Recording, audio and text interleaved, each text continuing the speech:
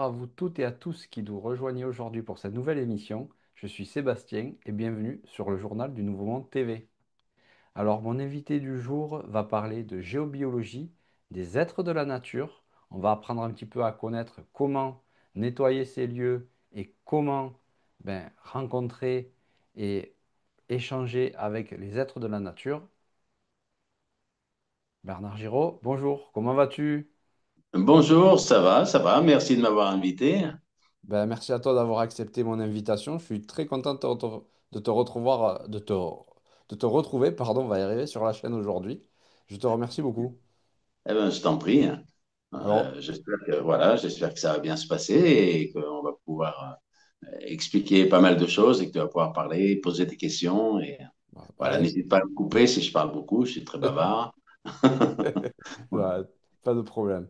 De toute façon, c'est sûr que ça va bien se passer parce que c'est des sujets qui sont vraiment très intéressants. Donc, ça va être super sympa comme émission, c'est certain. Alors, on va parler de géobiologie et des êtres de la nature aujourd'hui. Donc, Oui. Bernard, pour commencer, est-ce que déjà tu peux expliquer simplement qu'est-ce que c'est déjà pour la géobiologie? Alors, la géobiologie, la définition, ça serait, alors, géo, bio, enfin bref, c'est surtout l'étude d'un lieu au niveau énergétique. Alors, moi, j'ajoute en plus, et des gens qui y vivent, que ce soit un terrain, que ce soit une maison, que ce soit ailleurs. Donc, c'est voir tout ce qui peut nous impacter à partir du monde invisible, en quelque sorte. Alors, ce qui est le plus connu, c'est l'eau, les failles, les réseaux, les antennes 5G, mais il y a aussi tout ce qui est présence, tout ce qu'on regroupe sous le nom entité.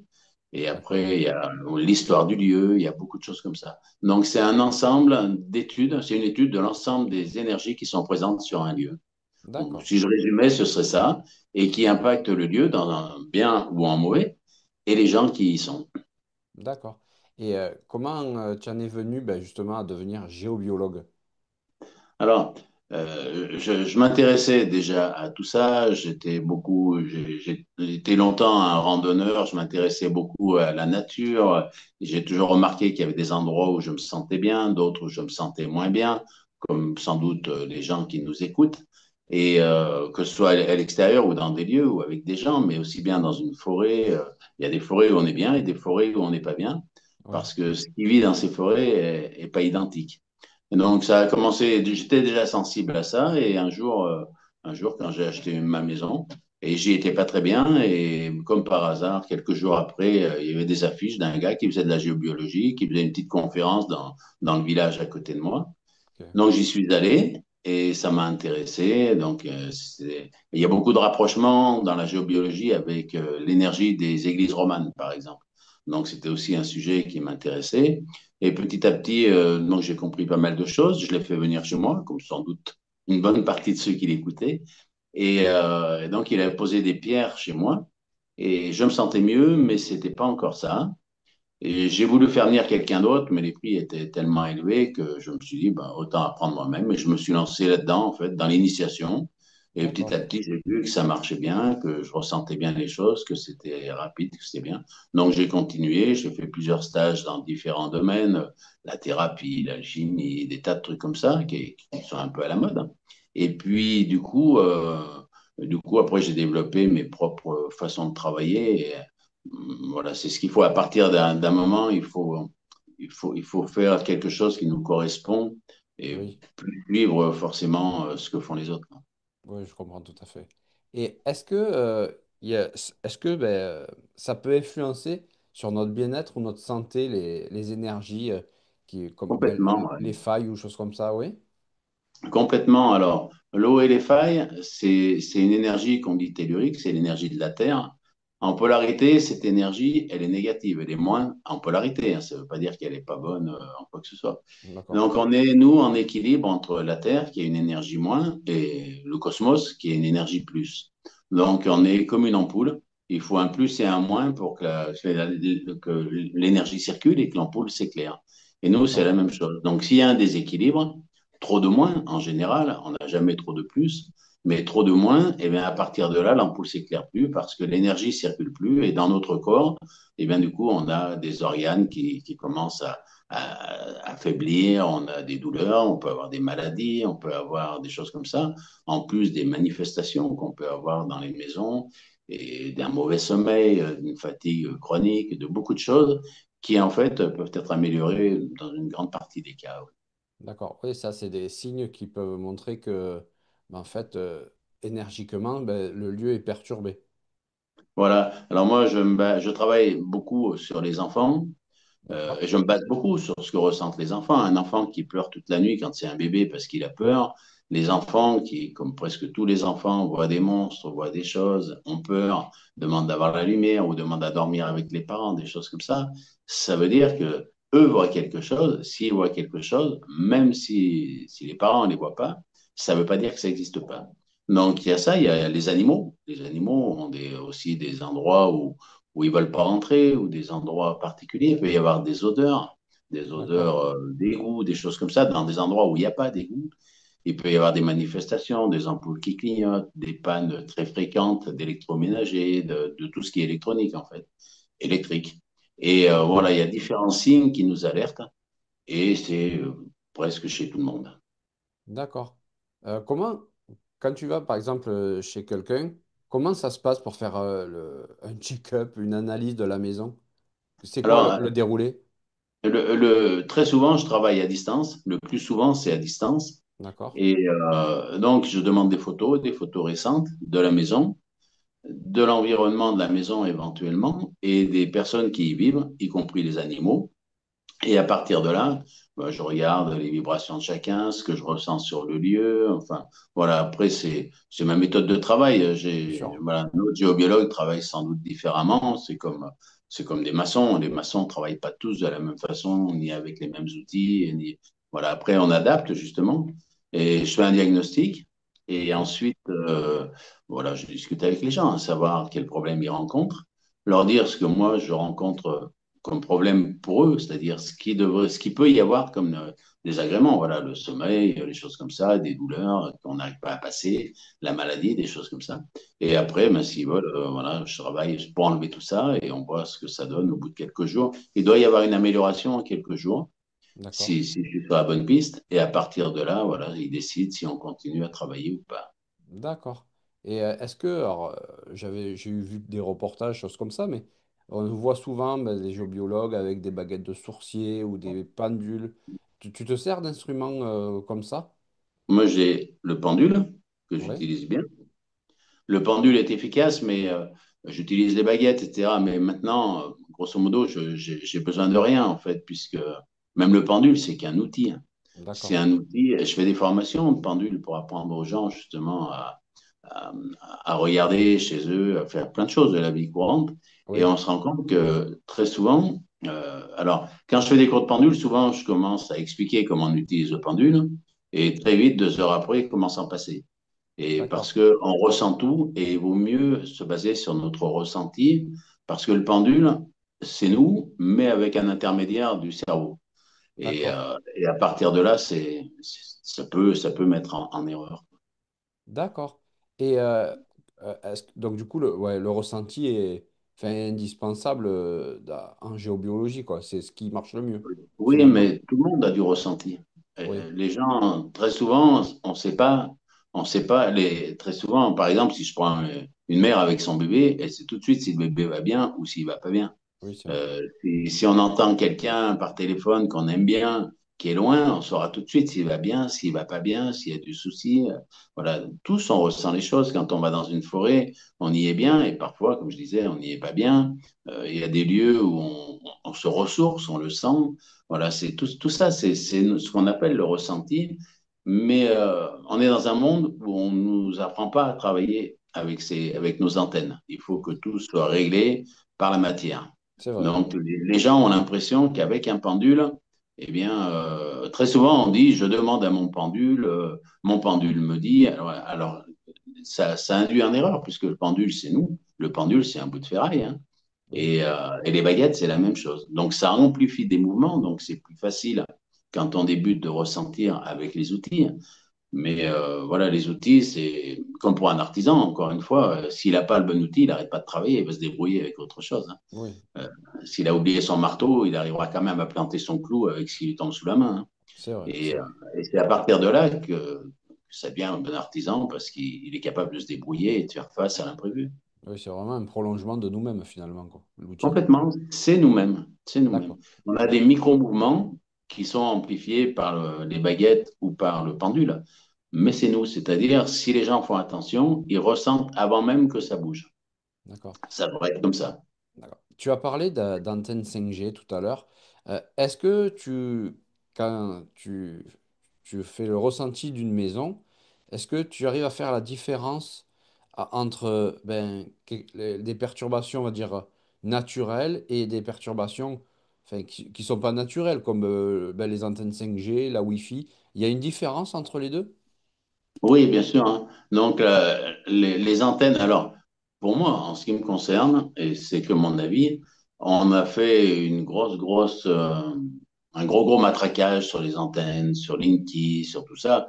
Mais pour moi, c'est pas grand-chose. Alors, sur certaines personnes qui sont vraiment sensibles, beaucoup croient qu'elles sont Oui. sensibles parce qu'elles sont mal chez elles et pensent que ça vient de là, mais ça vient pas de là. D'accord. Mais à part les gens qui sont extrêmement sensibles aux champs électriques ou magnétiques, et il faut vraiment être sensible parce que une prise de courant émet un champ magnétique, mais qui est à Oui. 20 ou 30 centimètres de la personne.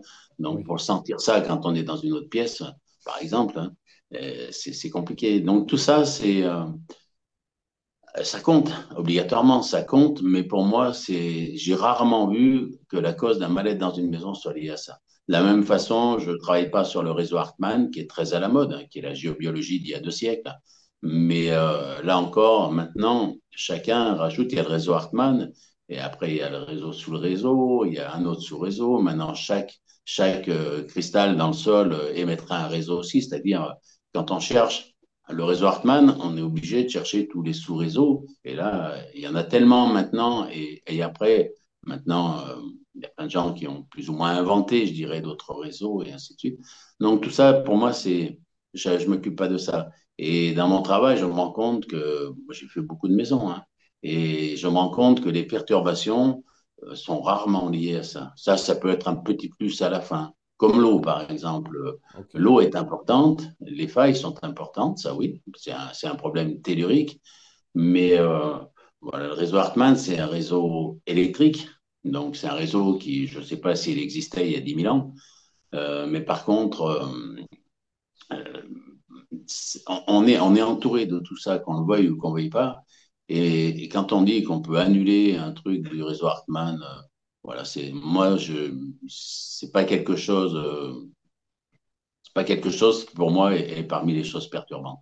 Il y a D'accord. tellement de choses importantes, énormes, dangereuses, qui nous environnent, que ça, voilà, c'est comme si on disait que dans une voiture, le danger vient des ondes qui sortent de l'autoradio, quoi. Voilà, c'est à Oui. peu près ça pour moi. Oui, d'accord. Ça ne veut pas dire qu'il n'y a rien. Ça veut pas dire Non. qu'il n'y a rien. Voilà. Et après, l'intérêt de tout ça, c'est que c'est mesurable.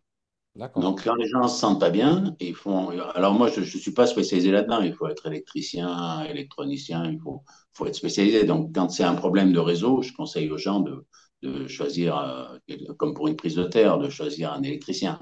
La Oui. prise de terre est extrêmement importante dans la maison, beaucoup plus qu'une antenne qui se trouvera à 500 mètres, hein. D'accord. Et la prise de terre, personne ne la vérifie, et les géobiologues non plus, d'ailleurs, très souvent.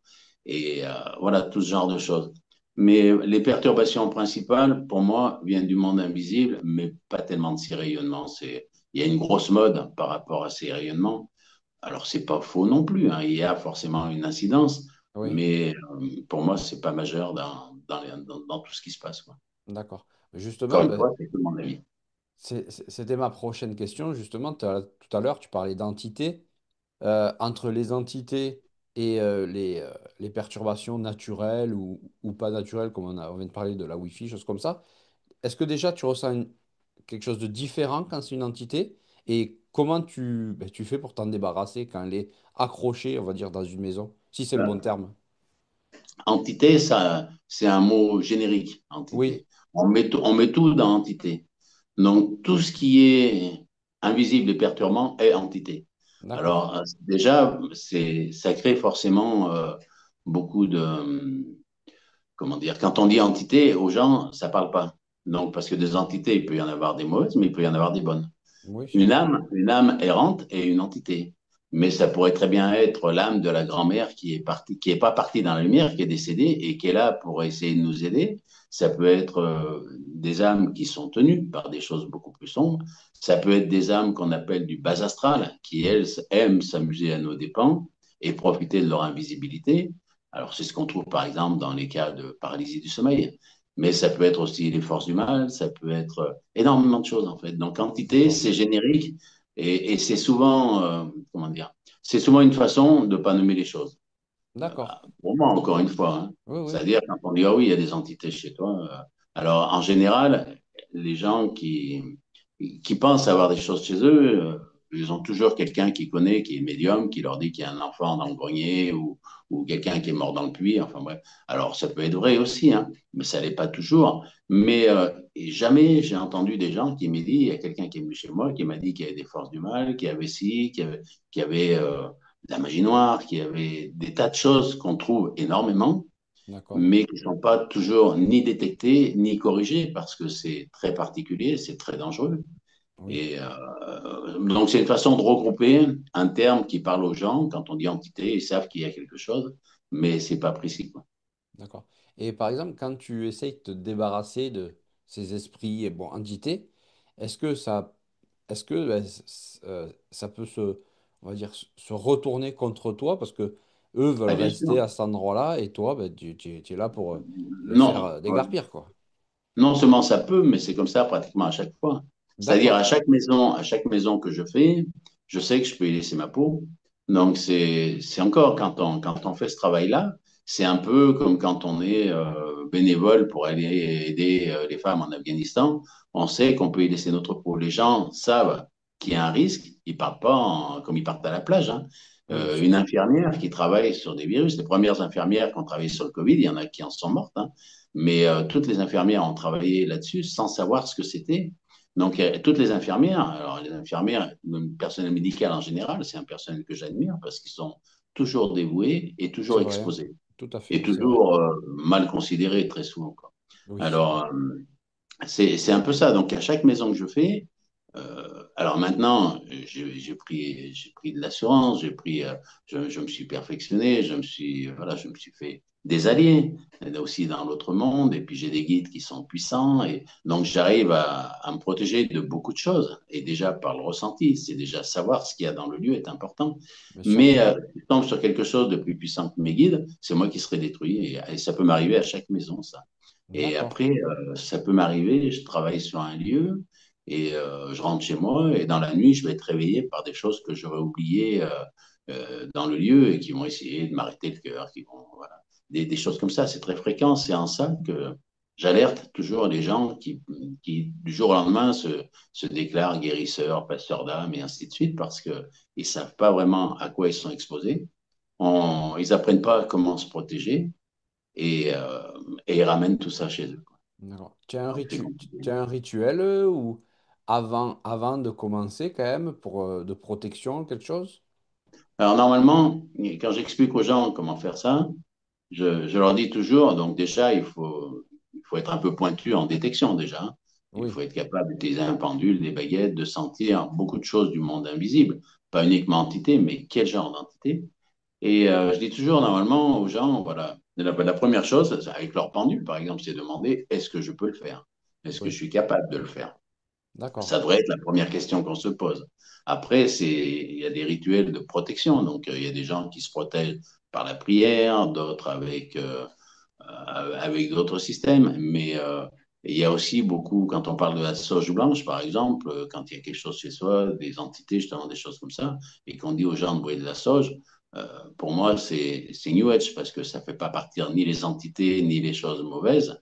Et en plus, ce qu'on trouve dans le commerce a souvent une vibration très, très basse et on répand chez nous quelque chose de pas bon, quoi. D'accord. Alors après, et c'est compliqué parce que c'est tout ça, on est dans une période que j'appelle moi le New Age, hein, et qui est le New Age d'ailleurs, et où on croit que tout ça est facile, que tout ça, ça existe plus ou moins, qu'on a tous des dons et que c'est pas la peine de se protéger. J'entends les gens qui disent le mal, ça n'existe pas. Si on est dans l'amour, on risque rien. Voilà. Et tout ça, pour moi, c'est très dangereux parce que ces gens-là sont obligatoirement attrapés par des choses mauvaises. Et s'ils sont magnétiseurs, par exemple, eh bien, ils vont le redistribuer aux gens sur qui ils travaillent. Et sinon, simplement, chez eux, ils vont tout ramener. Ça va attraper toute leur famille, tous leurs proches, leurs amis, et ainsi de suite, quoi. D'accord. D'accord. Donc, il y a vraiment un vrai risque. Et moi, je sais qu'il y a ce risque. Et je sais qu'à chaque maison, je peux y laisser ma peau. Et voilà. C'est une façon de. Quand on veut aider les autres, c'est ça, en fait, hein. Oui. Quand on veut aider les autres, c'est parce qu'ils ont une difficulté dans n'importe quel domaine. Et forcément, on sait que s'il a une difficulté, eh bien, on va la voir si on les aide. Oui, bien Et sûr. voilà, c'est comme ça, quoi. D'accord. Quelqu'un qui est un maçon, encore une fois, qui reprend une maison qui est toute fissurée, qui est en train de s'effondrer, il se dit peut-être à un moment, je peux la prendre sur le nez. Bien Et sûr. il va y aller quand même, hein. Voilà, un médecin qui voit quelqu'un qui a, comme je disais, par exemple, avec le Covid au début, ils n'ont pas dit aux gens, bah, débrouillez-vous, je ne connais pas, moi je touche rien. Ils ont fait en sorte. Non, mais c'est ça. Oui, mais Donc oui, oui. tout le monde prend un risque. Quand on prend la voiture, on a un risque Oui, bien sûr. tout le temps. Mais ce qui est bien, c'est d'en avoir conscience parce qu'on peut le maîtriser. D'accord. Et est-ce que tu as un exemple concret, on va dire, d'intervention sur un site qui a transformé le lieu? Ah oui, Qui- complet, hein. Déjà, il y a des lieux qui sont impactés par ce qu'on appelle l'histoire du lieu, par exemple. Oui, Donc, l'histoire du lieu, c'est tout ce qu'on fait chez toi, chez moi, dans une maison, partout. Cette énergie-là est inscrite dans les murs, dans les objets, partout. Donc, si on est dans un lieu qui, par exemple, les maisons anciennes, par exemple, il y a des villages anciens qui sont très, très beaux, mais des endroits où c'était des cachots, où on torturait les gens, des prisons, il y a eu des hôpitaux psychiatriques qui ont été transformés en résidences et des choses comme ça. Donc, tous ces lieux-là, euh, on parle souvent des cimetières, par exemple. Alors, il y a les oui, cimetières qu'on voit et il y a les cimetières qu'on ne voit plus. On peut très bien avoir un lotissement tout neuf qui est sur un ancien cimetière du Moyen Âge, par exemple. Donc, oui. automatiquement, il va y avoir là pas mal de perturbations pour toutes les maisons, en fait, du lotissement. Donc, D'accord. quand on travaille comme ça, on change vraiment. Quand on travaille en géobiologie, le but, c'est d'améliorer ce qui ne va pas déjà au départ. Oui, Donc, on part de quelque chose de concret, c'est-à-dire, voilà, j'ai mal à la tête tous les jours quand je suis chez moi et pas en dehors. Donc là, on peut chercher, trouver et trouver une solution très souvent. d'accord. Mais beaucoup de gens, beaucoup de gens quand même ne savent pas que ce qu'ils ont pourrait être amélioré ou vient du lieu où ils vivent. Alors, je vois maintenant quelque chose qui est très fréquent, c'est les enfants, même tout petits, même en maternelle, qui sont violents, qui sont pas eux-mêmes, et les parents, des fois, ont des soucis et disent, ah oui, il a un caractère fort, il veut tuer tout le monde. Donc, tout ça, c'est lié 9 fois sur 10 à des problèmes d'énergie. Et quand D'accord. on enlève ce qui rend les enfants comme ça, alors ils deviennent des bébés d'amour. Et c'est la même chose, les enfants qui ont peur parce qu'ils voient des monstres. Si on enlève les monstres, ben, ils n'ont plus peur. Oui, Et ainsi de suite, quoi. Et donc, ils dorment, les parents aussi. Et c'est toutes des choses, ça devrait être complémentaire à la médecine. Voilà, on n'est pas médecin, on ne fait pas de diagnostic, on ne travaille pas sur une maladie au sens de la maladie. En géobiologie, comme en énergétique en général, on cherche la cause qui, oui, voilà, c'est pas ce qui se fait par exemple en médecine. oui, bien Si sûr. on a, voilà, si on a mal au ventre, on va donner un truc contre le mal de ventre, mais on va pas forcément un bon médecin, on va chercher. Oui, Mais il sera toujours dans un côté physique, oui, matériel. Donc cette approche un peu énergétique, eh bien, c'est complémentaire et c'est ce qui attire les gens. C'est qu'il y a en général, les gens qui appellent des énergéticiens au sens large, des géobiologues, c'est parce qu'ils ont quelque chose que la médecine a pas soigné. d'accord. Alors, l'exemple le plus connu, c'est les coupeurs de feu. Maintenant, tous les gens qui font des séances de thérapie par rayon pour les cancers, maintenant, presque tous cherchent un coupeur de feu, même ceux qui n'y croient pas. Oui, c'est vrai. Parce qu'on leur a dit que ça améliorait les choses et ils le sentent. Alors, s'ils ne le faisaient pas, ils ne savent pas comment ça serait. Non? Euh, mais si ça circule comme ça, l'information, entre malades, hein, principalement, eh bien, c'est parce qu'il y a un résultat, quoi. D'accord. D'accord. En plus, c'est bien parce que enfin, ça fait rebondir, ma prochaine question. C'était justement de savoir si la géobiologie n'était pas un complément à des approches qui sont plus thérapeutiques, c'était ma prochaine question. Et finalement, enfin, à t'entendre, c'est lié en fait. C'est-à-dire que on peut faire appel à un guérisseur parce qu'on a des soucis des douleurs ou autres, comme tu as expliqué. Et finalement, il faudrait aussi faire venir un géobiologue en même temps pour vraiment faire un check-up, on va dire, complet des lieux de la personne et voir vraiment d'où vient le problème, quoi. Ce serait bien, oui, pour moi, ce serait l'idéal. Mais là encore, c'est comme pour un médecin, il faut tomber sur un bon, parce que sinon, c'est l'effet inverse. Si vous prenez un médecin qui fait que donner des cachets sans vraiment chercher la cause, sans chercher tout ça, c'est compliqué. Si vous prenez, enfin, si tu prends un magnétiseur, un énergéticien, un chaman, tout ce qu'on trouve maintenant, mais qui a jamais appris et qui travaille pas comme il faut, qui se protège pas, qui est tenu par des choses mauvaises, Mhm. alors tout va empirer très très rapidement, quoi. Et D'accord. l'énergie va être complètement déstructurée. Par exemple, moi, pour corriger les problèmes liés à l'eau et aux failles, je travaille avec une pierre comme un menhir. Finalement, c'est un menhir. Je le pose comme un menhir. Et il a la même utilité que les menhirs. Mais si je le pose mal, alors je vais déstructurer encore plus le lieu. Et les gens vont aller encore plus mal. D'accord. Donc, c'est en ça qu'il faut faire attention. C'est comme, encore une fois, si on regarde avec un maçon, si vous prenez un bon maçon ou un qui se dit maçon parce qu'il a fait un mur chez lui, vous avez une différence. Oui. Et dans le résultat aussi. Voilà, c'est ce qu'on voit avec n'importe quel artisan, hein.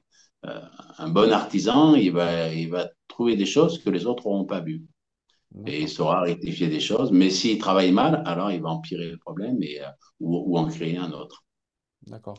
Donc voilà, encore une fois, dans tous les domaines, et encore plus l'énergétique, puisqu'on travaille sur un monde invisible, il faut vraiment être sûr et travailler. Alors, moi, je travaille beaucoup par le bouche à oreille, hein, et puis, Oui. dans ma façon de travailler, je commence à travailler et ce sont les gens qui décident si on continue ou pas, selon s'il y a une amélioration ou pas. Donc, je vends pas de vent ou des rêves, quoi. Je travaille, D'accord. les gens me disent si ça marche ou si ça marche pas, quoi. Oui. Et il faut travailler comme ça, Et est-ce avec que... un si vous allez chez le dentiste parce que vous avez mal aux dents, si vous dit dans 6 mois ça ira mieux avec ce que j'ai fait, vous allez en chercher un autre. Oui. C'est, euh, On n'a et pas envie il d'attendre faut, six en mois, même on est temps, qu'il y d'accord. ait une réponse et une amélioration. Bah oui, oui. Voilà, il faudrait choisir les gens en fonction de ça dans tous les domaines, en fait. Oui. Après, c'est peut-être pas si évident, parce que c'est vrai qu'il y a beaucoup maintenant, ça brasse beaucoup de monde, tout ça, quoi. Énormément, c'est le problème, c'est ce que je dénonce souvent, hein. Tous ces gens qui arrêtent de travailler tout d'un coup parce qu'ils ont un don et n'apprennent même pas rien et travaillent comme ça fait pour moi beaucoup plus de mal que de bien, quoi. Et Oui. ça renforce toutes les énergies négatives, ça donne du pouvoir à toutes les forces du mal et ça déstructure des familles complètes, quoi. D'accord. Et est-ce qu'il y a des lieux sacrés et qui sont, on va dire, habités par des énergies? Est-ce que, Tous voilà, les, tous les lieux sacrés sont habités par des énergies. Par contre, on peut avoir des lieux sacrés très bons, très puissants, qui sont habités par des énergies très sombres. Et d'accord, dans tous les lieux puissants, il y a toujours des gens qui viennent pour faire un travail avec des belles énergies, mais tout le temps, pratiquement tout le temps, j'ai vu ça, il y a des gens qui viennent pour faire des rituels aux forces du mal et ainsi de suite, quoi, tout le temps.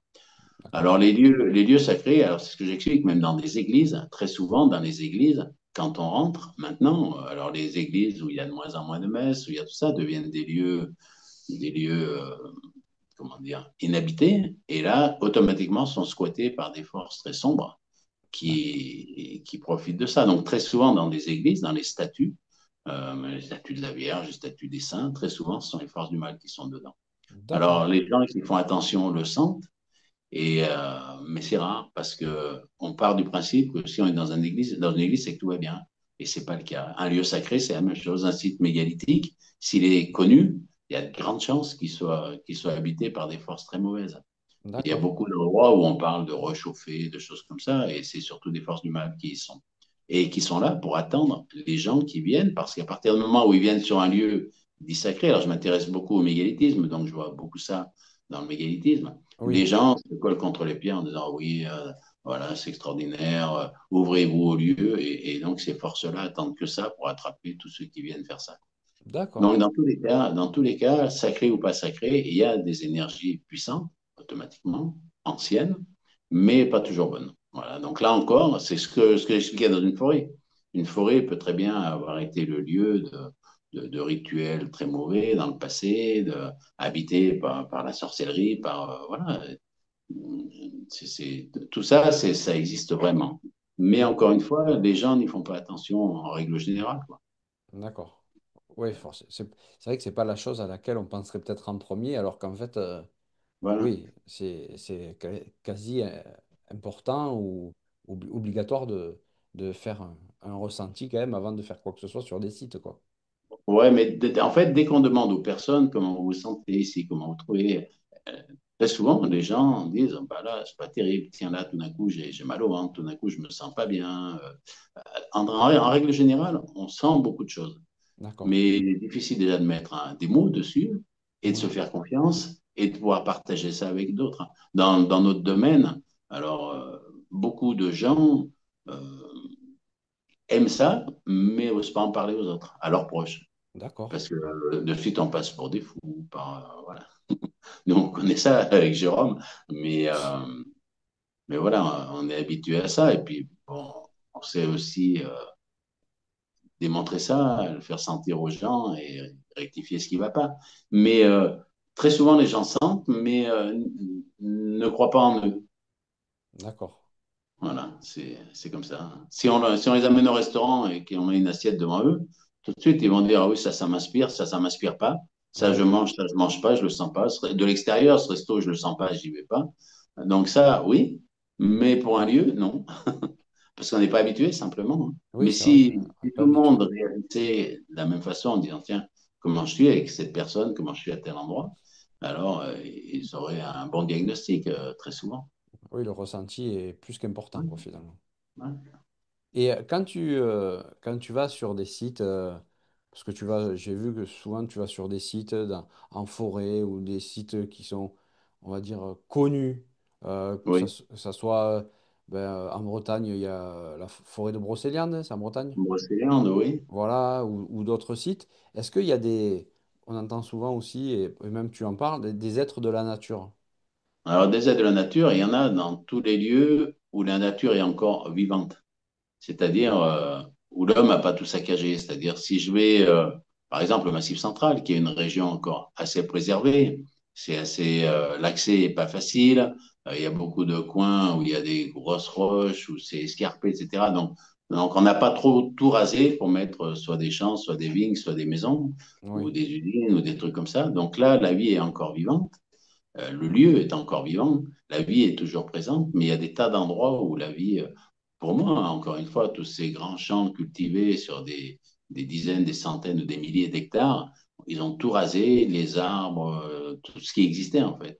d'accord, Et même le sol est mort et les agriculteurs le savent, ils sont obligés de mettre des engrais, ils sont obligés de remettre plein de choses parce que la vie est partie du lieu, on l'a saccagé. Alors oui, il y a des lieux sacrés partout, et dans ces lieux-là, il y a toujours des êtres de la nature. Les êtres de la nature, alors il y a tout ce qui est censé ne pas exister, les fées, les lutins, et toutes ces choses-là, mais qui en fait existent, par exemple. Les lutins, en Bretagne, on les appelle les corrigans. Il y oui, a peu de Bretons qui ne croient pas aux corrigans, par exemple. Et d'accord, les enfants en ont vu, c'est un peu comme les elfes en Islande. Euh, voilà, et non seulement ils y croient, mais quand ils construisent une route, et s'il faut faire un contour pour éviter un lieu où il y aurait des elfes, ils le font. d'accord. Parce que sinon, ça se passe mal dans leurs travaux et ainsi de suite, quoi. Ok, Donc il y a ça partout, mais encore une fois, il faut déjà que le lieu soit bon, il faut qu'il soit puissant parce que c'est l'énergie qui nourrit tous ces êtres-là. Et il faut aussi, là encore, être prudent. Dans les mégalithes, par exemple, il y a des dolmens où il y a tous ceux qui sont très visités par tous ces gens qui font des stages, des groupes, des trucs comme ça. Et là, il y a beaucoup de choses très mauvaises, hein. Il y a plus de, il y a plus de vie, de lumière, je dirais. S'il y a des d'accord, fées, elles seront prisonnières. S'il y a des lutins, ils seront prisonniers. S'il y a des druides, ils seront prisonniers aussi. Et, d'accord. euh, et si vous venez, ben, vous serez prisonnier. Et Ça marche comme ça. est-ce que tu arrives à communiquer avec ces êtres de la nature? Alors moi, j'ai la chance de connaître Jérôme. Oui, Donc moi, je communique dans le sens où je peux les détecter, je peux les appeler ok, et leur demander de parler avec Jérôme. Et Jérôme a la d'accord, capacité à ce moment-là de pouvoir les voir et les entendre et les comprendre ok, et faire l'intermédiaire en fait. C'est en d'accord. ça qu'on est assez complémentaires et Faites dans ce qu'on un fait. bon duo, quoi. Ouais, tout à fait, ouais. Alors, D'accord. Jérôme voit aussi tout ça, hein. Mais comme il voit tout, tout le temps, il essaye des fois de pas trop se connecter. Et si précisément j'appelle quelque chose que je sens, alors soit il le voit directement, Oui, soit des fois il faut que je demande à cette entité de se montrer, parce qu'ils ont peur de nous, ils n'aiment pas les humains, hein. Et soit au bout d'un moment, Jérôme arrive à les percevoir. d'accord. Bon, en général, il est obligé de se couper, sinon il verrait vraiment tout ce qui l'entoure en permanence. Les gens croient que médium, tout le monde veut être médium, mais s'ils connaissaient vraiment la vie d'un médium, je crois que plus personne ne voudrait être médium. Avant, les médiums, on les trouvait tous en asile psychiatrique, hein. Oui, Et voilà. il y avait une raison. Et la réalité, c'est qu'on les prend toujours pour des fous et ainsi de suite, quoi. Mais c'est surtout, c'est difficile de voir ce monde invisible qu'on ne connaît pas, quoi. Bah oui. C'est comme un plongeur qui descend dans les profondeurs des océans. S'il descendait tout seul là et qu'il voit tout ce qui se passe, tout ce qu'il y a, il y a des moments où il ne serait pas tranquille. Et est-ce que, bon, juste pour finir sur le côté communication avec les aides de la nature, mais tout à l'heure, tu disais que ben, quand l'homme passe et qu'il ravage tout, après, il n'y en a plus sur le site, sur ces sites. Est-ce que enfin, ils disent enfin, ben voilà, qu'ils sont mal, qu'ils sont tristes ou ou qu'ils en peuvent plus des êtres humains qui saccagent tout? Et beaucoup meurent, hein. Beaucoup meurent. Un incendie, les gros incendies comme il y a en ce moment dans l'Aude, eux, ils ne Oui, peuvent pas s'échapper, ils meurent tous. Non d'accord, seulement ils meurent, mais on détruit toute la vie dans le lieu. Alors elle va revenir, la vie. Quand c'est un incendie, ça reviendra. Mais tout ce qui est là, c'est comme les animaux, hein. Tout ce qui est au milieu ne peut pas s'échapper et tout meurt. Les êtres de la d'accord. nature meurent aussi, la planète meurt. La planète est en train de mourir. Et alors, il n'y a que l'homme qui est capable de tuer le seul endroit où il peut vivre. Mais en attendant, pour l'instant, c'est comme ça. La nature est en train de mourir parce que les êtres de la nature sont en train de mourir, que les lieux d'énergie sont détruits, Oui, et, et voilà, hein. d'accord. Donc, ils souffrent encore plus que nous. Et du coup, eh bien, tous ces êtres-là n'aiment pas les humains. Parce que pour eux, on est les destructeurs uniquement, on est la pire espèce qu'il puisse y avoir sur cette planète. Et alors, ils peuvent communiquer avec des humains qui sont respectueux. Si les gens qui marchent dans les bois font attention, sont pas trop bruyants, essayent de communiquer avec eux, voilà, et bien là, ils peuvent avoir des contacts. Mais s'ils D'accord. rentrent, parce qu'une branche devant eux, les jeunes, ils la cassent, qu'ils écrasent tout, alors là, jamais ils auront un contact avec ces êtres-là. Oui, on ferait pas ça Il chez y a nous. il y a des gens qui ont des lutins. J'ai fait des maisons où les gens ont des lutins ou des choses comme ça sur leur terrain, même en plein lotissement, Ah ouais? hein. Ouais. Et, mais comment ça se fait qu'ils soient là dans un endroit, on va dire, civilisé, entre guillemets, quoi. Ben, ils sont là parce que eux, la civilisation, c'est encore une fois, c'est comme les oiseaux. Ils sont dans les villes, les hérissons, les renards, enfin voilà. Donc, ils sont parmi les humains. Alors, beaucoup en souffrent, beaucoup sont tués, mais ils sont là, ils sont là. Et quand ils trouvent une famille où ils sont, je pourrais dire, accueillis, c'est-à-dire des Oui, gens qui sont respectueux du lieu, des gens qui font attention à leur extérieur, puis surtout des gens qui, en général, là où j'ai vu, c'est surtout des gens qui sont très, très souvent dehors, très proches de la nature, d'accord. qui font beaucoup de sorties dans les bois, qui vont marcher. Donc, ces gens-là, eh ben, ces êtres de la nature vont les suivre à chaque fois qu'ils vont aller se promener. Et après, quand ils rentrent, si le lieu est respecté, par exemple, il y a des gens, j'ai fait des maisons où des personnes avaient des lutins chez elles, par exemple, j'aurais dit, Oui, vous leur faites un petit endroit où ils soient bien, avec des branches, avec de la mousse, avec des choses comme ça. d'accord. Et là, ben, on prend soin d'eux et donc ils restent. Très souvent, quand ils sont chez les gens, c'est parce qu'ils sont attachés aux gens. Et D'accord. voilà, j'ai découvert qu'un lutin pouvait très bien aimer un humain. Beaucoup, hein, vraiment beaucoup, au point de ne plus vouloir le quitter. D'accord.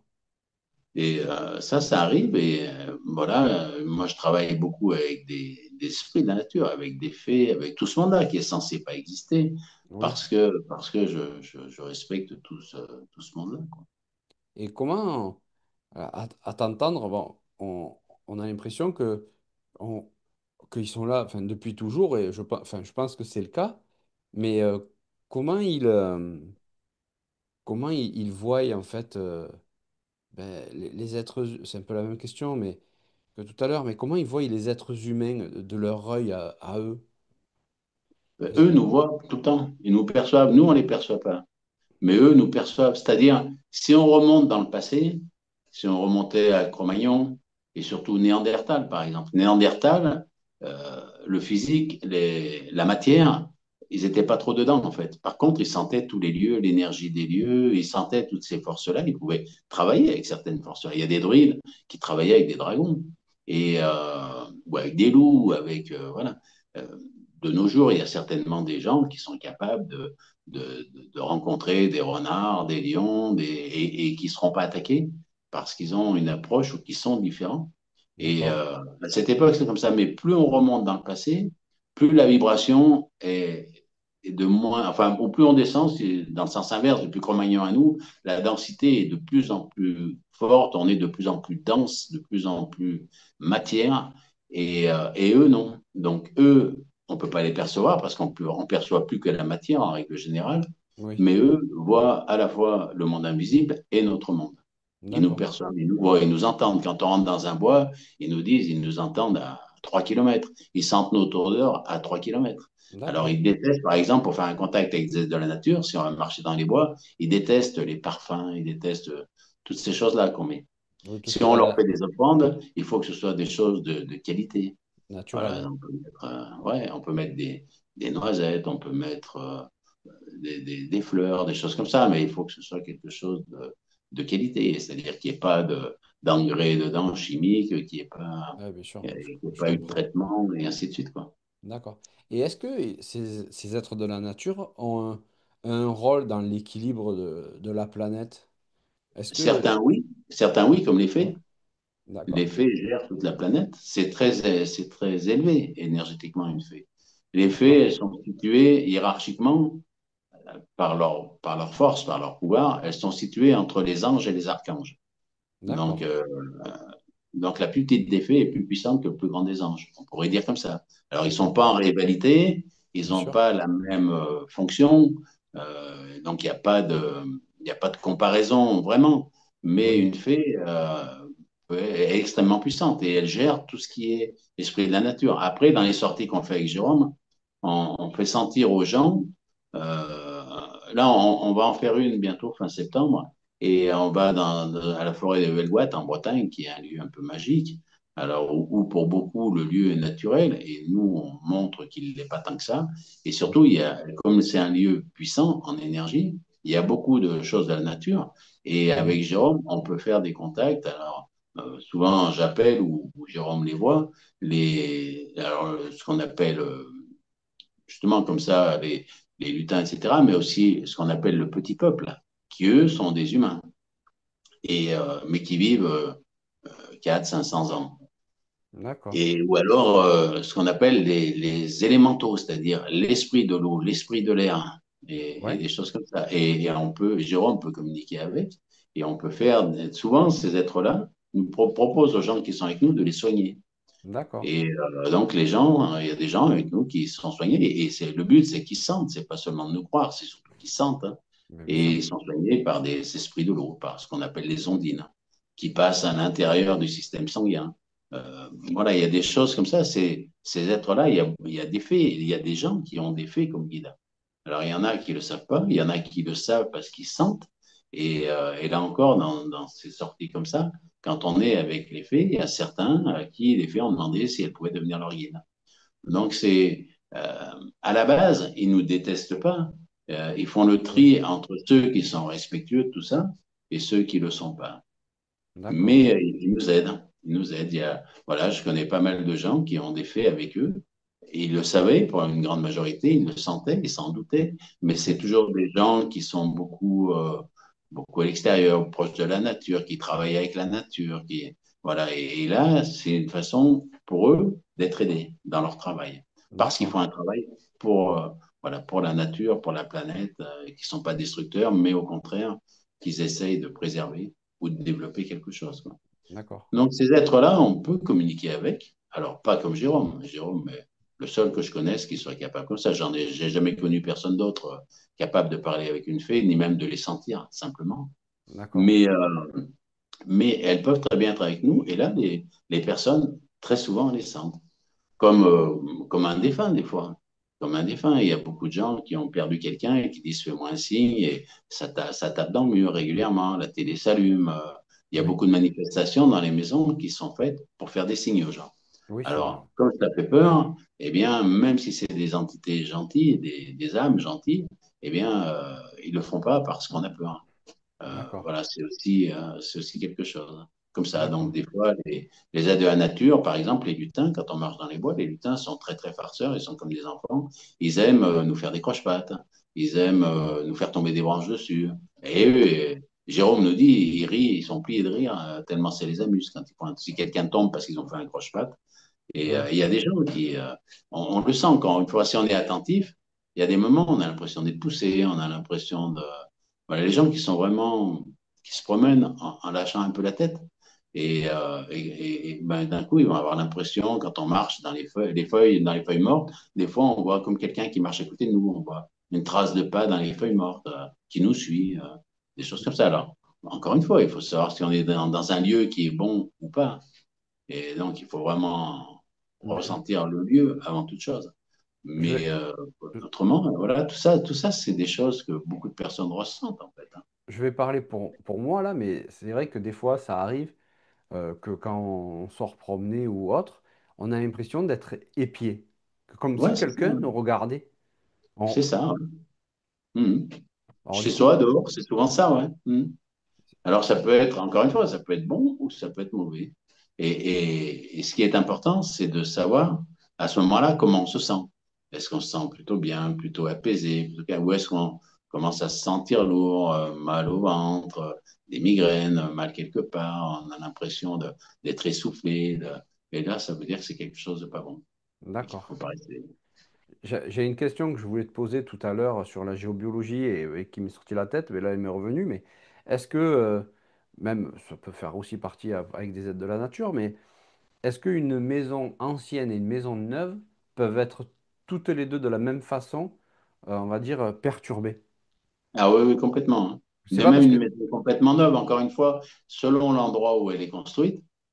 Alors maintenant, ils font des lotissements sur des anciens remblais, sur des anciennes usines chimiques ils ont remblayé un peu, mais tout est enterré dessous. Donc là, si on est comme ça, on va pas être bien. Mais là, D'accord. il y aura forcément des problèmes. Mais très souvent, quand le lieu est perturbé, c'est très très souvent tout le quartier qu'il est. Alors il y a D'accord. beaucoup de maisons, par exemple, ce qu'on appelle les maisons à divorce. C'est-à-dire les couples, ils arrivent, tout va bien, ils sont amoureux, 2, 3 ans après, tac, c'est la guerre dans la maison, ils font que s'engueuler, les gamins dorment pas, ils sont là, et les gens se séparent. Et ceux qui arrivent après, un petit couple amoureux, tac, 2, 3 ans après, ils se séparent. Et D'accord. donc on appelle ça les maisons à divorce, et ces maisons-là sont souvent connues dans les villages. Ils disent, oh oui, dans cette maison-là, tous ceux qui sont passés ont un cancer ou sont morts où ils se séparent tous, personne ne reste jamais. Ouais. C'est une constatation, ils ne savent pas pourquoi. Mais il y a beaucoup d'endroits où ils sentent les lieux comme ça. Et après, encore une fois, si on est sur un ancien cimetière, si on est, voilà, si on habite, là, ils rénovent maintenant des hôpitaux psychiatriques ou des prisons pour en faire des logements. Alors, Oui. c'est pas des énergies d'amour qu'il y a dedans. Ah non, ça, Donc, les gens oui, ne ça peuvent c'est pas y certain. être Ouais. bien. Là, tout ce qui est douleur, violence, etc., ça attire les forces du mal qui se nourrissent de tout ça et Oui. qui sont toujours présentes dans le lieu pendant des milliers et des millions d'années.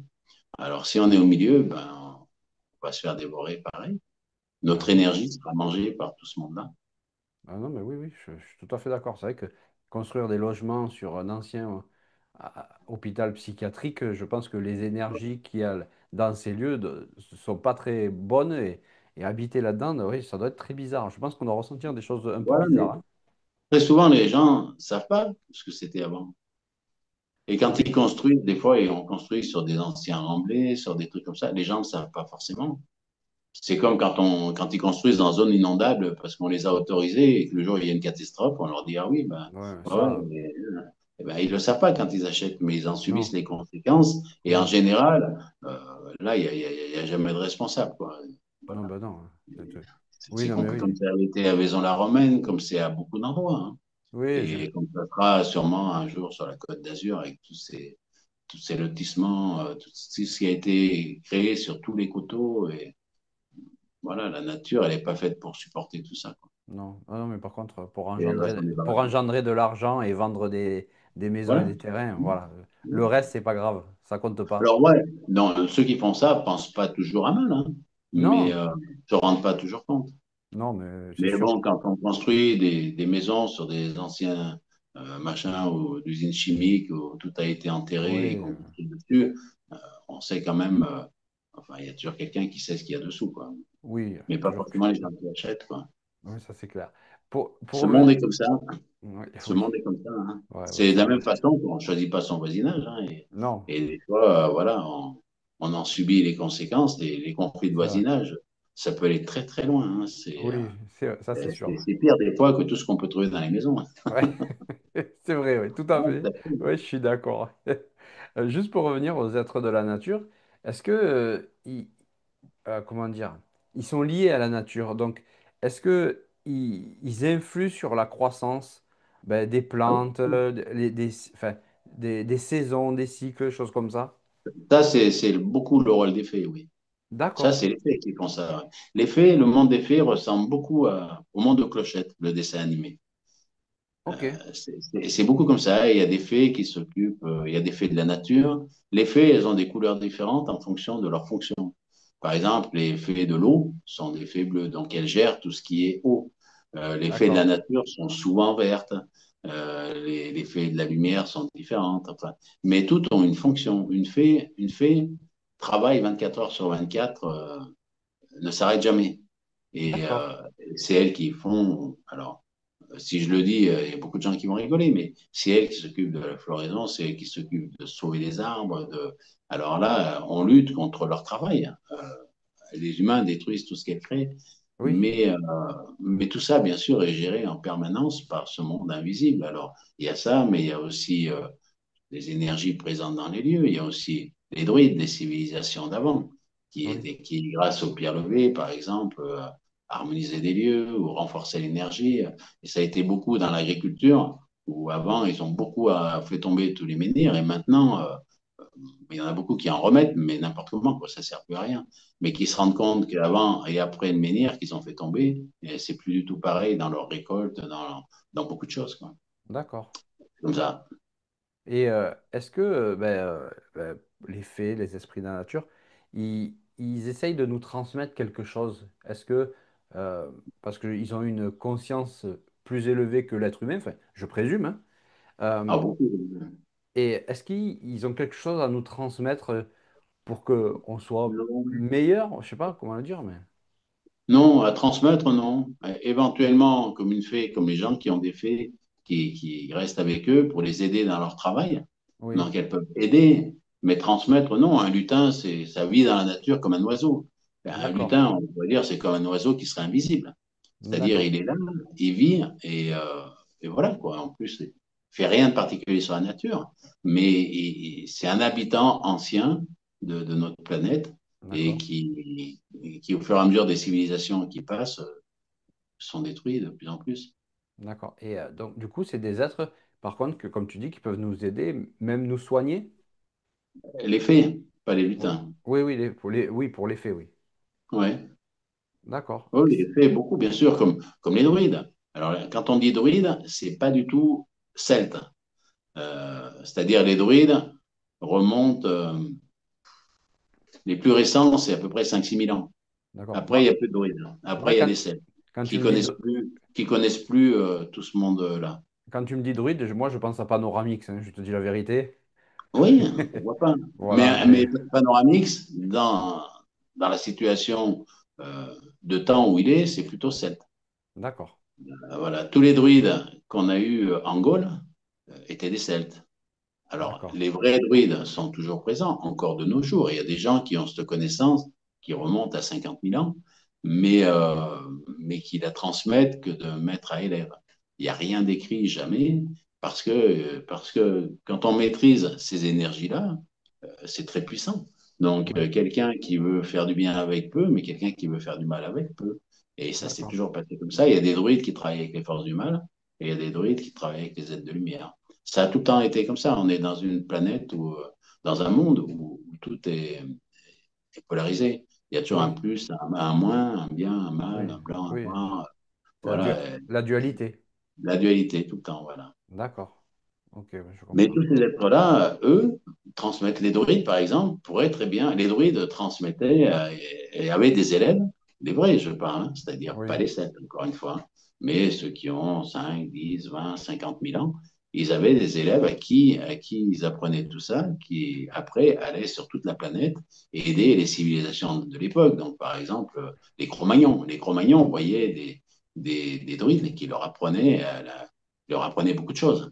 Et c'est d'accord, comme ça qu'on arrive à un monde civilisé où maintenant on est dans un monde où tout ça ne nous intéresse plus et on n'est plus capable de faire quoi que ce soit, donc on remplace ça par la matière. Mais, euh, mais ça nous mènera, comme ça a amené les Atlantes à la destruction, quoi. d'accord. Ouais. Et ceux avant les Atlantes aussi d'ailleurs. Mais c'est comme ça. Et quel conseil, du coup, tu donnerais aux personnes qui voudraient rencontrer ces êtres de la nature ou se reconnecter au monde, au monde subtil, à l'invisible de la nature? Tu as un conseil à Bon, donner aux gens? déjà, je leur conseillerais de ne pas aller dans des lieux qui sont très connus parce que D'accord, ceux-là sont souvent trop déstructurés par les gens qui y viennent. d'accord. Il y a des gens qui ouvrent des portes, comme on dit, sur des trucs, mais qui ne les ferment jamais.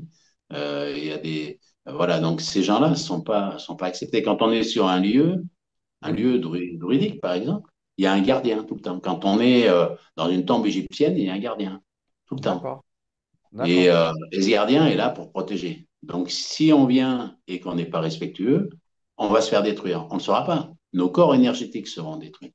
d'accord. Et, euh, et donc, voilà, ça, c'est la première chose. Et après, il y a des tas d'endroits où on est bien, hein, des forêts, des cascades, des lieux de nature qui sont à peu près préservés.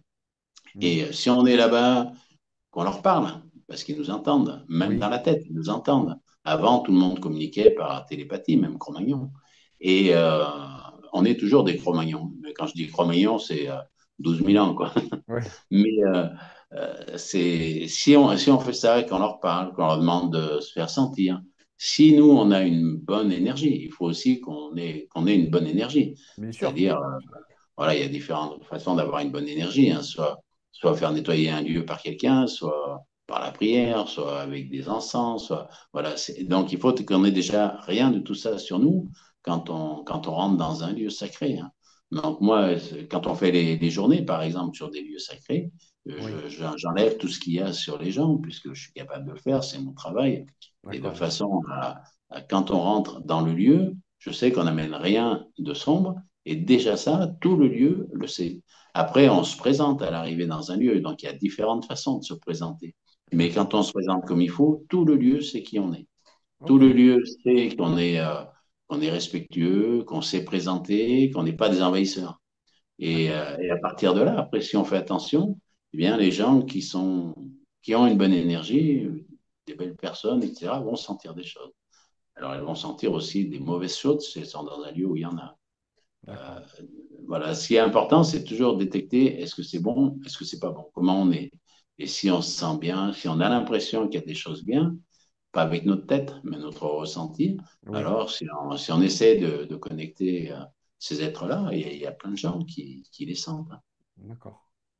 Finalement, la géobiologie et les êtres de la nature, c'est vraiment lié en fait en soi. Bah, à partir du moment où on regarde l'énergie d'un lieu, on est obligé de tenir compte de ce qui vit dans le lieu. Donc les humains, les Oui, animaux, mais aussi ces êtres-là. Et après, si on parle énergie, c'est difficile de ne pas parler d'énergie de lieux sacrés, de gardiens. Alors, encore une fois, maintenant, on entend avec le New Age que les gens, ils ont tous un gardien dans leur maison. Un jour, ils en auront tous un gardien dans leur voiture. Et puis un jour, ils auront tous un gardien tout le temps, quoi. Comme s'il y avait quelqu'un qui est là pour passer sa vie à garder notre maison, quoi. oui, Et c'est toujours, bien sûr, alors des anges, des archanges qui ont que ça à faire, hein, garder la maison pendant qu'on va faire les courses. Mais tout ça, c'est faux, hein. Un gardien, il n'y en a que dans les lieux sacrés. d'accord, Qu'il soit bon ou mauvais. Il y a ok, toujours des gardiens. Mais d'accord, par exemple, la civilisation égyptienne, qui est une ancienne civilisation, mais on trouve ça dans les tombes anciennes en général, ont toujours quelqu'un qui garde le lieu. D'accord. Avant, les empereurs, quand ils mouraient, ben, on tuait leurs proches parce qu'ils allaient garder le lieu. Et ceux en qui ils avaient confiance, le chef des armées, les plus puissants. Avant, chez les druides, donc même chez les Celtes en Oui. l'occurrence, quand il y avait un lieu sacré à garder, euh, c'était tout un rituel. Il fallait définir quel était le plus puissant, le plus fort de la tribu, du clan, et c'est lui qui allait être sacrifié. Et chacun voulait être sacrifié parce que D'accord. c'était garder un lieu où on a accès à d'autres mondes, aux dieux, à beaucoup de choses. Donc, il y D'accord. avait tout un rituel pour savoir quel était le meilleur, et le meilleur était sacrifié. Donc, quand il est là, euh, vous pensez bien que c'est pas juste pour s'amuser, quoi. C'est-à-dire, il est Oui. là pour garder. Et si c'est le plus puissant qui garde, alors on ne peut pas bien rivaliser, quoi. Ah oui, je Et c'est comprends. pour ça que, voilà, la tombe de Toutankhamon, on en parle beaucoup, la malédiction de Toutankhamon. Mais Oui. s'il trouvait une nouvelle tombe intacte, comme ça, alors il y aurait la même malédiction sur ceux qui la trouvent. D'accord. C'est certain. Ok. Et, euh, et quand une personne, on va dire, emménage quelque part, est-ce que tu aurais un message, bah, euh, pas un message, mais quelque chose à lui dire de faire attention, en fait, quand il emménage sur son nouveau lieu de vie? À part l'environnement, voilà, s'il Oui. emménage et qu'il est sous une ligne haute tension, pour moi, ça ne se passera pas bien. Euh, les antennes 5G, pour moi, ce n'est pas une perturbation majeure, à condition qu'elle ne soit pas sur le toit de la maison ou de D'accord. l'immeuble. Là, oui, c'est une perturbation importante. Ok. Mais déjà, l'environnement comme ça, quoi. Aussi D'accord. bien de bruit, de tout. Hein. Et si on est à côté d'une déchetterie, si on est à côté d'un incinérateur, si on est dans la vallée du Rhône, voilà, vers tous les sites voilà, pétrochimiques, c'est compliqué pour moi. Hein. C'est quelque chose de compliqué. D'accord. Alors, des fois, on n'a pas bien le choix parce que l'environnement est quand même bien difficile. Et puis après, bon, il y a l'histoire du budget, il y a plein de choses. Mais on peut être bien chez soi, même dans des lieux comme ça. Et D'accord. pour être bien chez soi, il faut que la maison elle soit en résonance avec nous. C'est-à-dire que quand on nettoie un lieu, on enlève, on pourrait dire, tout ce qui est du passé du lieu. Et après, ce lieu, il s'imprègne de l'énergie de ceux qui y sont.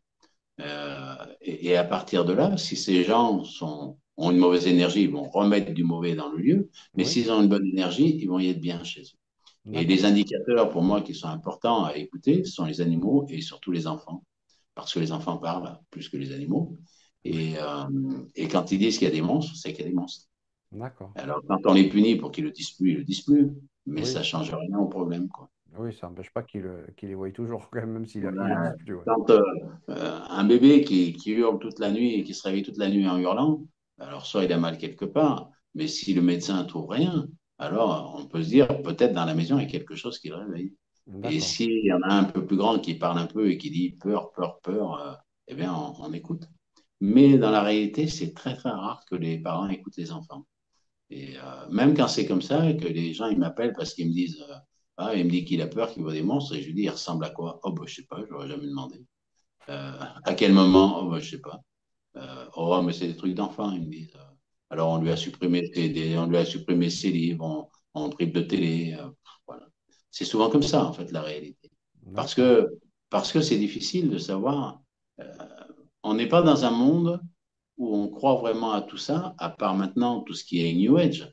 Oui. Mais, euh, mais quand on regarde, même sur YouTube, les vidéos des gens très connus qui sont dans l'énergétique, ils vont peut-être faire, je sais pas, 500 000 vues. Mais si on regarde un qui explique comment planter ses tomates, il va faire 10 millions de vues. Oui.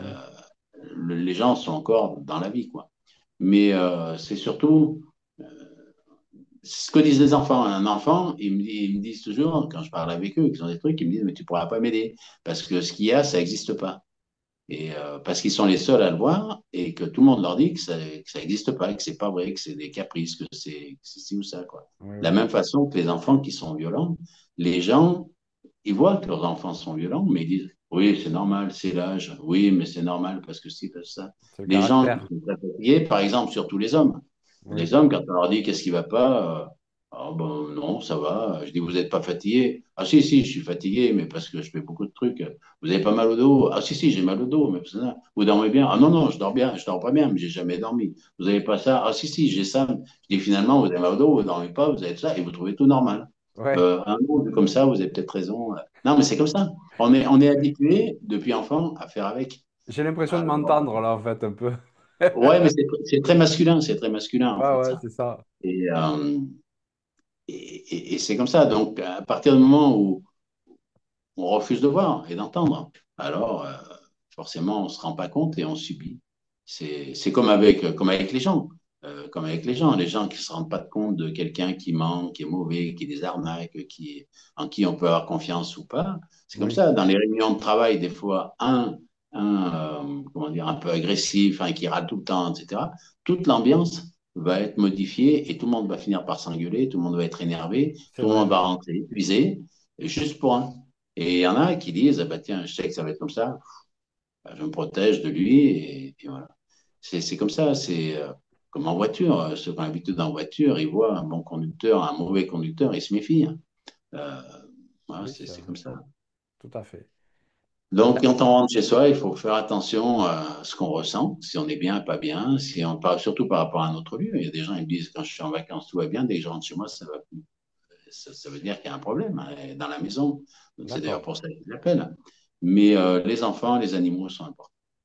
Et D'accord. après, voilà, on peut dire que c'est un effet placebo, pourquoi pas. Mais c'est souvent ce qu'on dit, hein, c'est effet placebo ce qu'on fait. Mais moi, j'ai travaillé sur des chevaux, sur des vaches, sur des chèvres, sur des vignes.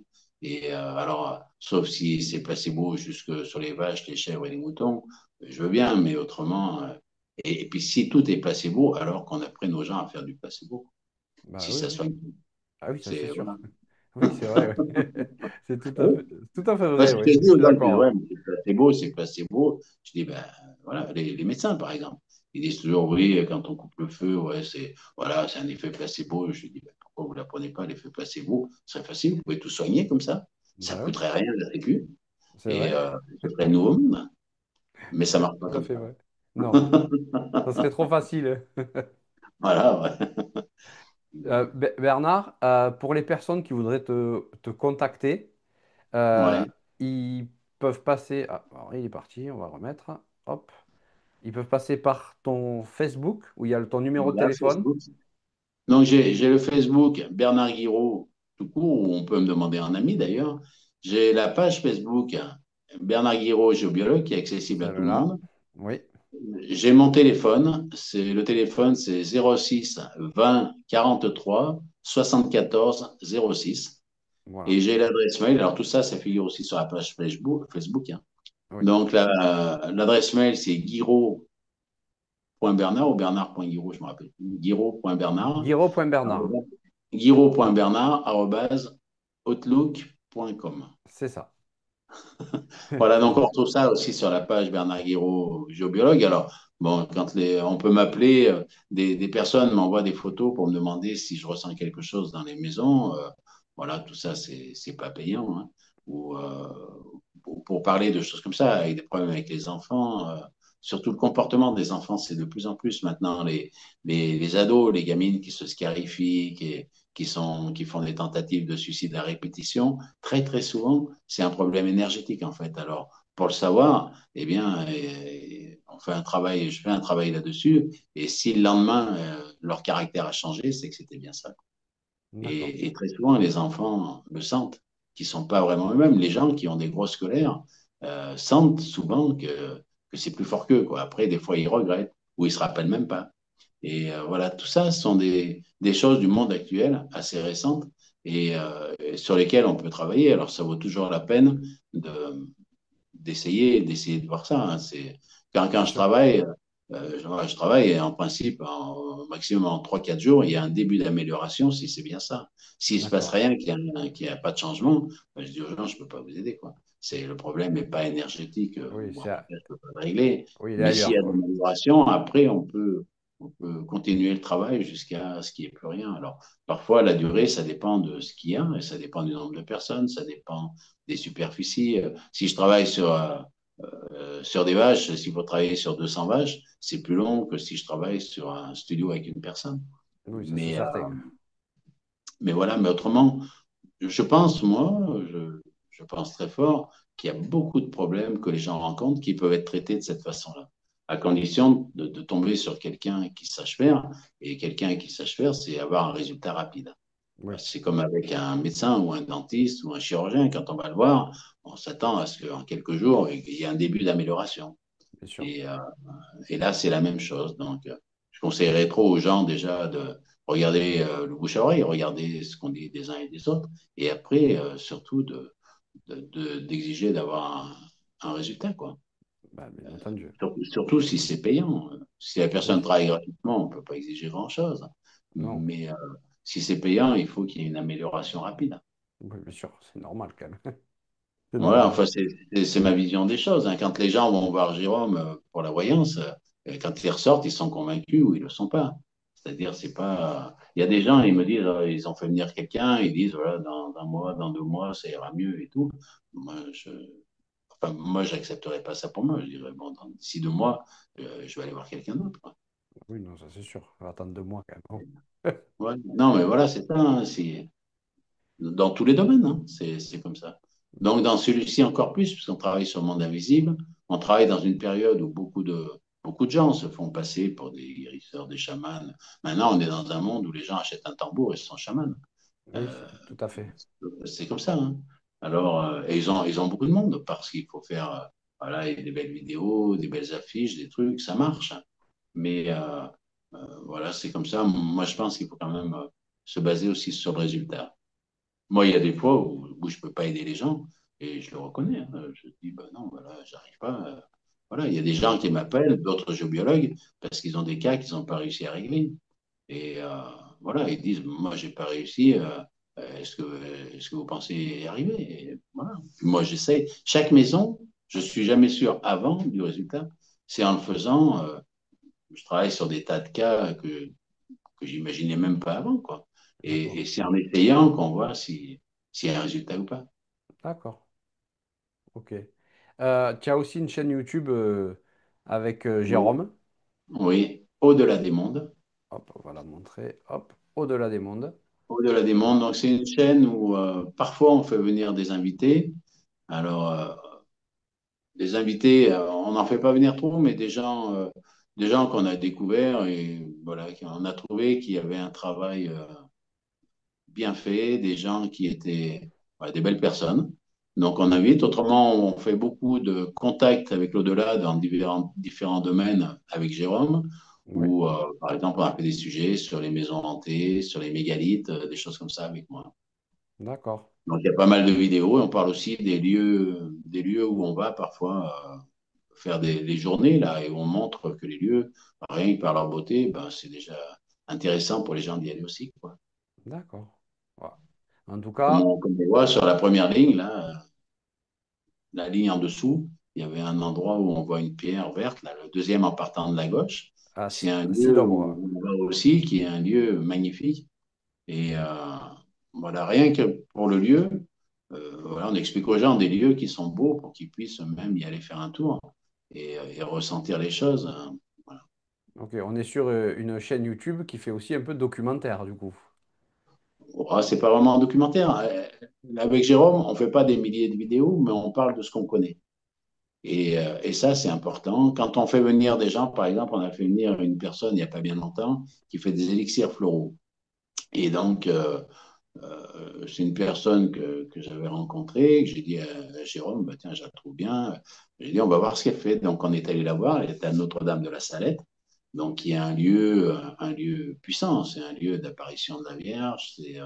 Voilà, c'est un lieu, pour moi, très ancien, avec des mégalithismes très, très anciens, même si on ne le voit Oui, plus. Et on est allé voir comment elle travaillait, où elle était, sa façon de faire. Et comme on trouve que c'est une belle personne et que son travail est bien, eh bien, on l'a invité sur la chaîne. Voilà. d'accord. Et on fait comme ça. On a Patrick qui fait les bonsaïs. Voilà, c'est pareil. Quand on a vu qu'il faisait des bonsaïs, mais avec amour, avec son cœur, avec la nature. Oui, Et eh bien, voilà, on a fait connaissance. Maintenant, on est amis. Et je lui apprends même à lui. le médiatisme ou ce que je fais. D'accord, Euh, voilà, parce que j'ai confiance en lui. Et donc, on essaie de présenter des personnes qu'on sent sincères, quoi, d'accord, oui. Vous qui essayez de peuvent aider les autres, en fait. Mais on vérifie toujours, quand on parle de lieux, ou quand on parle de produits pour purifier, quand on parle de musique pour purifier les lieux, etc. Euh, il y a une vidéo qui s'appelle Se protéger des énergies négatives, par exemple. On explique comment fermer un miroir, un écran, comment se D'accord, protéger, alors soit avec des encens, soit avec la prière, mais tout le monde n'est pas attiré par la prière. Donc, je donne bien aussi sûr. des musiques, des choses comme ça qui peuvent nettoyer un lieu. Et quand on parle de tout ça, c'est parce qu'on l'a vérifié, quoi. Donc, ce sont des lieux très, très, très mauvais, des fois où je suis, et Oui, j'essaye ces produits-là, voir ce qui se passe. d'accord, Et donc, après, voilà, le but de la chaîne, c'est que les gens découvrent un peu tout ça, découvrent leurs propres possibilités, découvrent des lieux qui sont puissants, des gens qui peuvent aider les autres, et plus des contacts avec l'au-delà que, bon, moi, personnellement, à part Jérôme, j'ai jamais connu personne qui m'ait vraiment convaincu fortement de ça, hein. Voilà. Donc, d'accord. avec lui, je sais que c'est du vrai, je sais que c'est puissant. Et les réponses, d'ailleurs, qu'on a, comme les dernières émissions où on a fait César ou Cléopâtre, hein, voilà, c'est un Oui, historien qui participe avec nous et qui pose des questions pour lesquelles l'histoire n'a pas de réponse. mm, Et voilà, donc on regroupe à plusieurs personnes, disons, les réponses, savoir si c'est inventé ou s'il y a un fondement vrai. d'accord, oui. Ça permet de mettre un peu Voilà. des Et preuves sur les récits voilà, et les des mots. preuves, mais surtout des vraies réponses. Moi, Mm. je sais que c'est réel, que c'est Oui, oui, vrai. Et voilà, on ne veut pas convaincre les gens croient pas, chacun mène chacun est son libre, histoire. bien sûr. Mais on essaye en tout cas de faire ça pour ouvrir les gens à tout ça, pour réhabiliter des fois des personnages historiques, pour voilà, D'accord. faire découvrir des choses. Bon, ben, super. Ben, en tout cas, Bernard, je voudrais te remercier vraiment. Je me suis régalé à t'écouter. J'ai Eh appris ben, merci à toi. J'ai appris plein de choses, sincèrement. Je voudrais remercier toutes les personnes qui suivent la chaîne. Ils sont de plus en plus nombreux et je vous remercie beaucoup pour les abonnés, les personnes qui like, qui partagent. C'est vraiment super. Moi, ça me permet de continuer en plus, faire plus d'émissions, de Bien proposer sûr. plus de contenu. C'est important. Donc, pour les personnes qui ne le sont pas encore, pensez à vous abonner. Sincèrement, ça aide vraiment la chaîne. Bien Bernard sûr. peut en témoigner. Euh, et puis, pour la fin, ben Bernard, je te laisse le mot de la fin. Bah, le mot de la fin, moi, si vraiment il y a quelque chose d'important dans ce monde des énergies et du bien-être chez soi, c'est vraiment écouter vos enfants, les enfants petits. Jusqu'à 6 7 ans, ils perçoivent ce monde-là, aussi bien dans la nature quand ils se promènent que chez eux, hein, et être attentif. Tout le monde pourrait ressentir les choses à condition de croire en soi et puis de poser le mental, la tête, de s'apaiser, d'être vraiment dans le lieu. Et là, il va se passer des choses. Voilà, avec l'appareil photo, on voit dans l'appareil photo des choses qu'on ne voit pas, des visages dans les pierres, des visages dans les arbres. C'est vrai. Alors, certains diront c'est l'appareil d'Oli, c'est le cerveau, etc. Mais voilà, moi je sais que c'est une façon de communiquer de la nature et que souvent ces visages ou ce qu'on voit a un sens pour qui sait le décrypter. Ok. Donc voilà, apaisez-vous, allez dans les lieux, même dans tous les lieux, que ce soit une église, une forêt ou n'importe où, essayez de sentir. Il y a autant de lieux bons que de lieux mauvais, comme les personnes. Il y a des personnes bonnes, des personnes qui semblent bonnes parce qu'elles font croire, et puis il y a des personnes qui ne sont pas bonnes, qui essayent même pas de faire croire qu'elles sont bonnes. Donc c'est important de sentir tout ça et de sentir. On doit être dans un lieu de nature, on doit être comme si on voyageait dans un pays qu'on ne connaît pas Oui. et où on est attentif. On est attentif, on essaie de communiquer avec les gens, on va essayer de sentir avec qui on peut communiquer, qui est sympa, pas sympa. Voilà. C'est un peu ça. Sauf que là, le D'accord. monde est invisible. Donc il faut le découvrir. Ok. Ben, Bernard, je te remercie beaucoup d'avoir ben, participé à l'émission. Ben, Merci à toi. passez une belle journée. Je vous dis ben, à bientôt pour une nouvelle vidéo. Allez, À à bientôt. bientôt. Au Au revoir et revoir. au revoir à tous. Au revoir.